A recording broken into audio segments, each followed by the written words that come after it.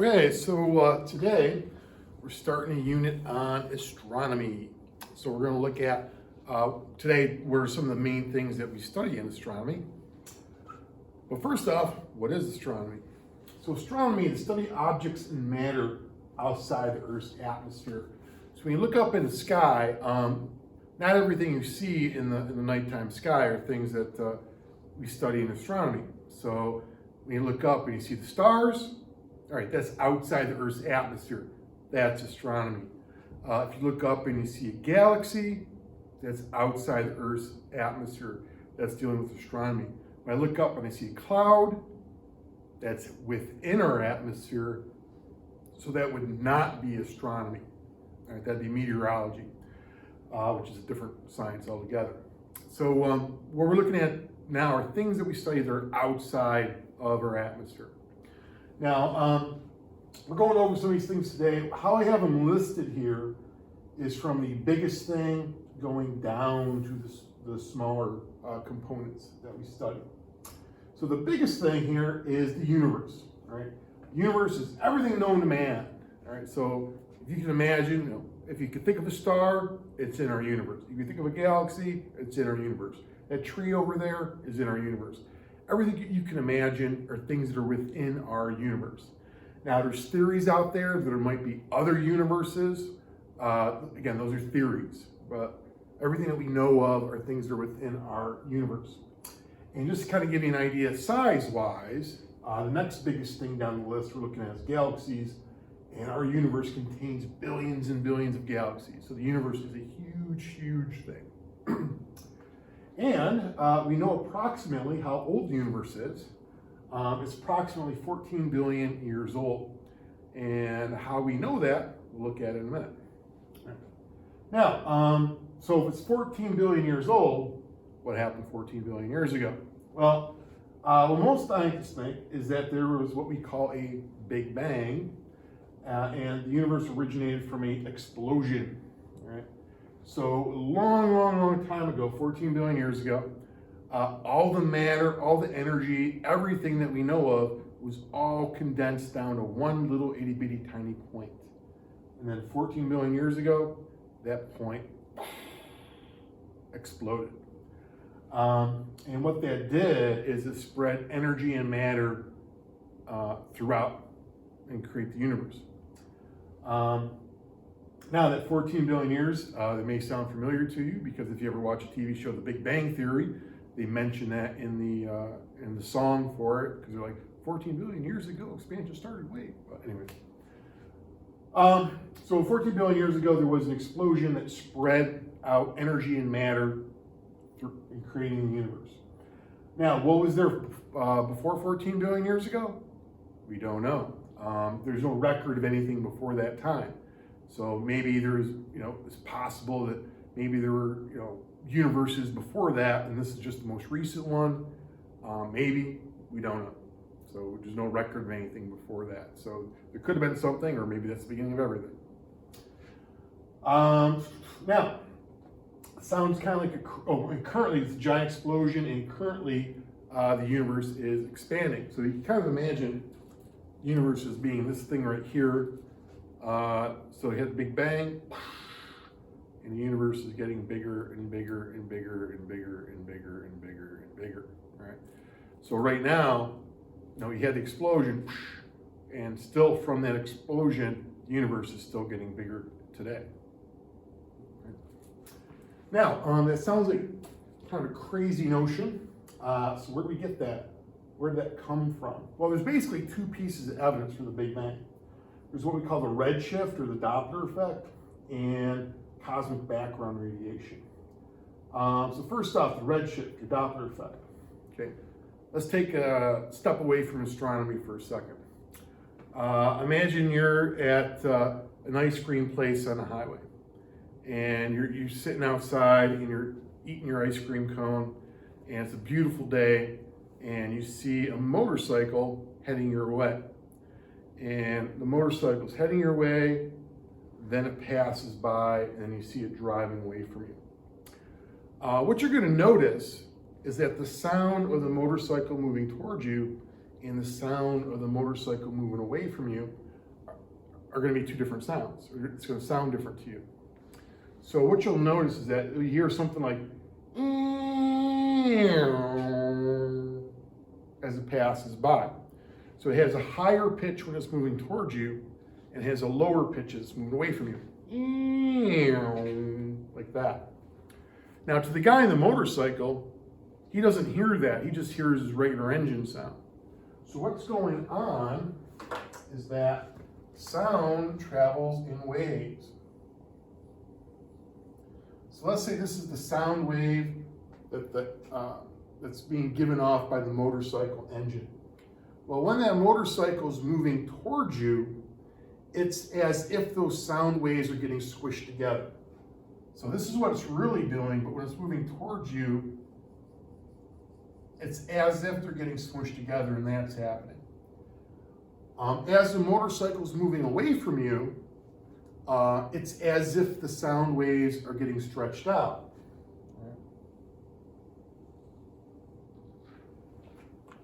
Now the actual sound that's being given off is that, but again, as it's moving towards you, it's as if they're being squished together. As it's moving away from you, it's as if they're getting stretched out.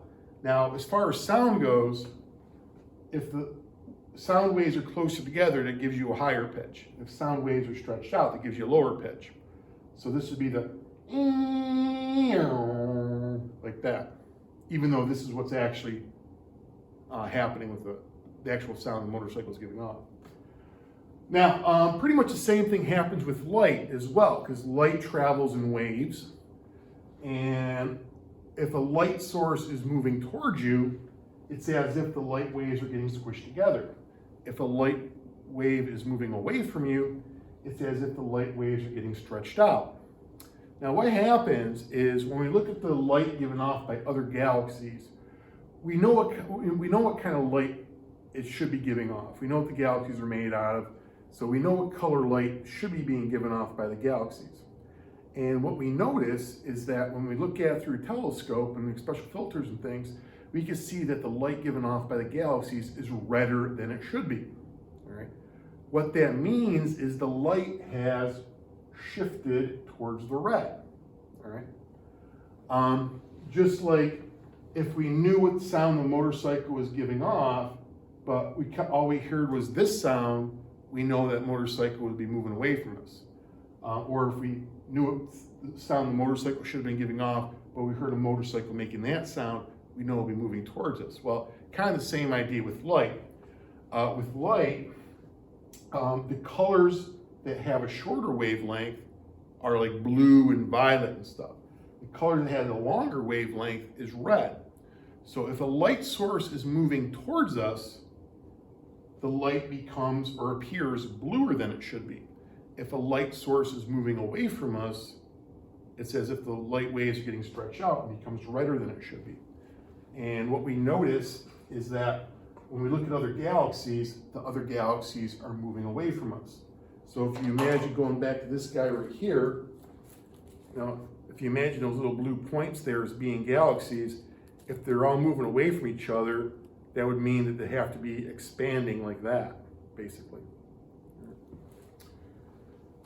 So that's the main piece of evidence for the Big Bang, is the redshift, also called the Doppler effect. The fact that the light from other galaxies is redder than it should be tells us that it's moving away from us. And we can actually figure out how fast it's moving away from us too from that, because it's moving, if a motorcycle was like moving away from you faster than another motorcycle would make a different sound, they could actually figure out how fast the galaxies are moving away from us based on how much the light shifted towards the red. So we know how fast it's expanding like this. So if we take that speed and we go backwards in time, then we can figure out at what point it was all together, and that's where we figure out the 14 billion years, because we can measure how fast it's doing this. So if we go backwards in time, we can figure out at what point it was all together. So that's the redshift. Cosmic background radiation.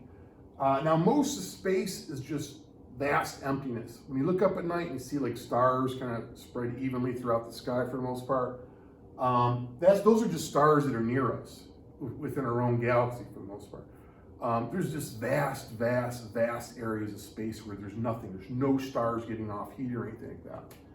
And what we find when we look at those vast empty places of space with certain types of telescopes is that there's energy there. There's like 3 degrees Kelvin of heat out there. Well, these areas of space are so far away from other stars and so forth. The heat didn't come from other stars. So what the theory there is that was leftover energy from the giant explosion. So when it exploded, it kind of spread energy throughout the whole universe, even in areas that are very remote. So that's cosmic background radiation. All right, so that's the universe, all right? The universe is made out of billions of galaxies. So galaxies are the next things down. And again, space is vast emptiness. And then there's like a galaxy here, vast emptiness, a galaxy there, vast emptiness, a galaxy there. So galaxies are systems of billions of stars. So the stars are not just spread evenly throughout the universe, they're kind of clumped together in galaxies with vast emptiness between them. So galaxies, a system of billions of stars. So galaxies have lots and lots of stars in them. Now actually, when you look up at the nighttime sky, some of the things that you think are stars, if you look at them closely, you'll notice that they actually have these very distinctive shapes. They might look like that, or they might look like that. So some of the things that you see in the nighttime sky, most of them are stars that are within our own galaxy, the Milky Way galaxy. But some of them are actually whole other galaxies that are just so far away, they just look like one little small point of light. But anyways, so galaxies have several distinct shapes to them. Probably the most famous one is the spiral galaxy. It kind of looks like that, kind of like a swirl. The galaxy that we live in, the Milky Way galaxy, is one of these spiral galaxies, and it rotates as time goes by. Where we're located in the Milky Way galaxy, we're about 2/3 of the way out in one of its spiral arms. Now, what holds these galaxies together? They have black holes in the center of them. The reason why our galaxy is called the Milky Way galaxy is if you go in an area that's very remote, where there's no light pollution, like around here, there's lots of street lights and parking lot lights and stuff like that, which kind of wash out the sky some. But if you go in an area that's really remote, like in the Adirondacks or someplace like that, and on a clear night, if you look in the sky, you actually see a white path that goes across the sky. That's what that is that's part of the spiral arm that we're in. And that white path across the sky is called the Milky Way, and it's part of the Milky Way galaxy that we're in. But anyways, that's the spiral galaxy. You have bar spirals, they're kind of like a spiral, but they got kind of a straight line across them there. Those are the two that are really easy to see. Elliptical galaxies are just kind of like a ball of stars, so it's not as distinctive shape to them. Irregular galaxies more like a cloud of stars. All right, so galaxies contain billions of stars. Next thing down, stars. Right? Stars, hot balls of gas, mostly helium and hydrogen, form in clouds of matter, contract until fusion occurs and energy is released. All right, so hydrogen is the most basic element there is in the universe. All right, and what happens is in stars, you have the hydrogens start coming together. So I have hydrogen atoms, they come together and they merge together to make a bigger atom. Right? So you got small atoms that merge together to make a bigger atom. And what that is hydrogen atoms merging together and they turn into a helium atom, which is a bigger atom. That process where the atoms come together to make bigger atoms is called fusion. Now the significance of that is that process where those atoms come together to make bigger atoms gives off lots of energy, all right? And that's where stars get their energy from, is that process of fusion. Right? So hydrogen's like the fuel and helium is like the waste product. So the hydrogen, fuses together, turns into helium and gives off energy. So the hydrogen is kind of like the fuel, and the helium is what gets left over. As time goes by, the heliums can start merging together too and make other elements. But eventually, it kind of gets to a point where it can't do it anymore. All right. Now, a lot of stars are what are called binary stars. So it's not just one star sitting out there. It's two stars that are kind of moving around each other like this. All right. Those kind of stars do not have planets around them. Our star, the sun, and a lot of other ones are where you just have one star. Those kind, a lot of those have solar systems around them. That means they have planets and comets and stuff that travel around them. All right, so next thing down, planets, right? Large bodies that orbit around a star. Right? Now, there's basically two different kinds of planets. You have the interior terrestrial planets and the exterior Jovian planets. In our solar system, the terrestrial planets would be Mercury, Venus, Earth, and Mars. The Jovian planets would be Jupiter, Saturn, Neptune, Uranus. So what's different about them? Well, besides the fact that these are the ones that are closer to the sun, these are the ones that are farther away from the sun. The terrestrial planets are a lot smaller. They're more dense and they're rocky. The Jovian planets are larger, less dense, and gaseous, made up like basically big balls of gas for the most part. The interior planets, the rocky ones, those are the ones that we can land spacecraft on. We've landed a whole bunch of spacecraft on Mars at this point, like robotic ones. We've landed a couple things on Venus. Don't really like sending things to Venus too much because it's like 900 degrees and it rains sulfuric acid. It has extremely high pressure.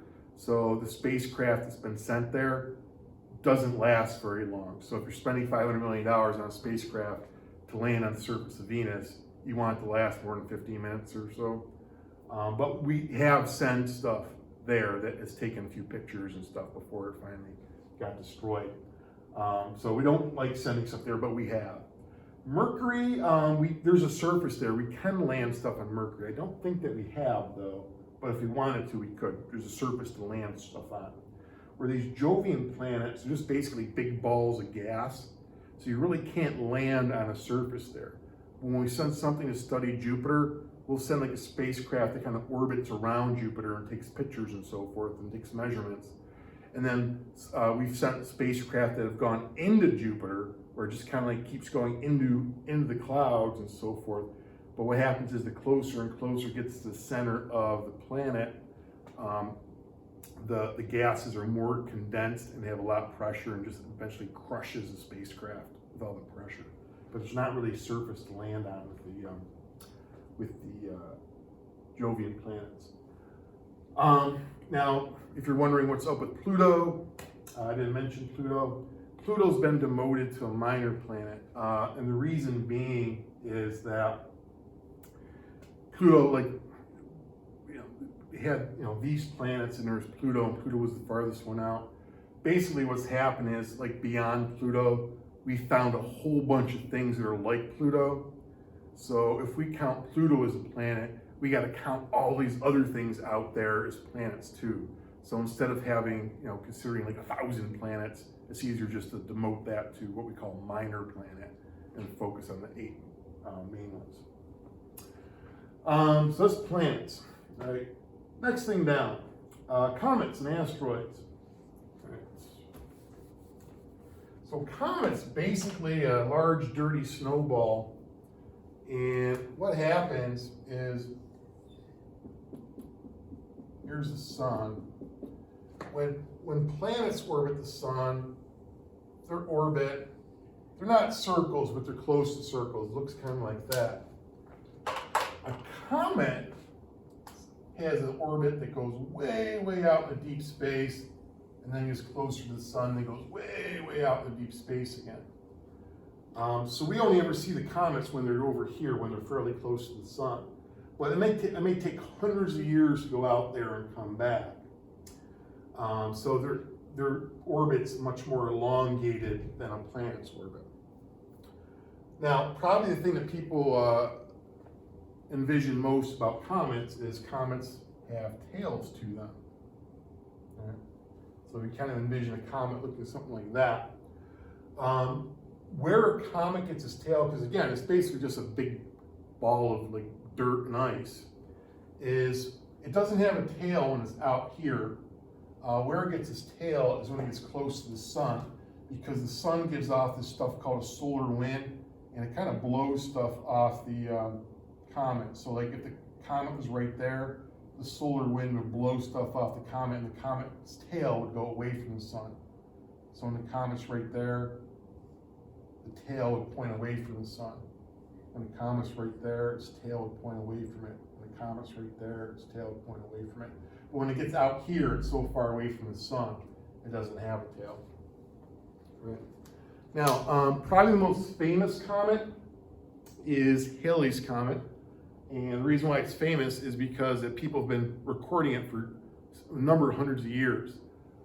They've noticed like, oh, there's a comet, and they record it down in their writings.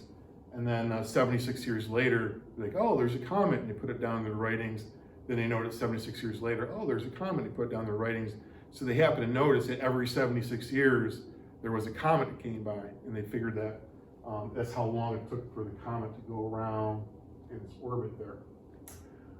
So it's not always the most spectacular one, but it's one of the most famous ones that we have a long record for it.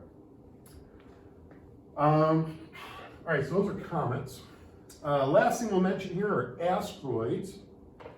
And what asteroids are,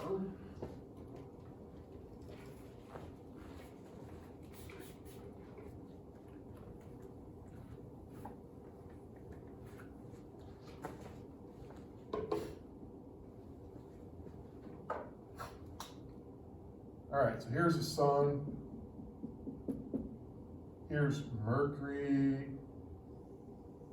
here's Venus, here's Earth, here's Mars, and there's Jupiter. And what we have between Mars and Jupiter is what we call the asteroid belt.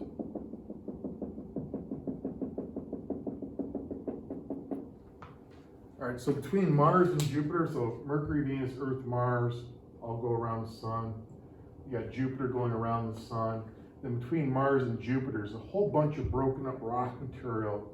Some of them just little itty bitty tiny pieces, some of them gigantic, tens of miles across, all orbiting around in that belt right there.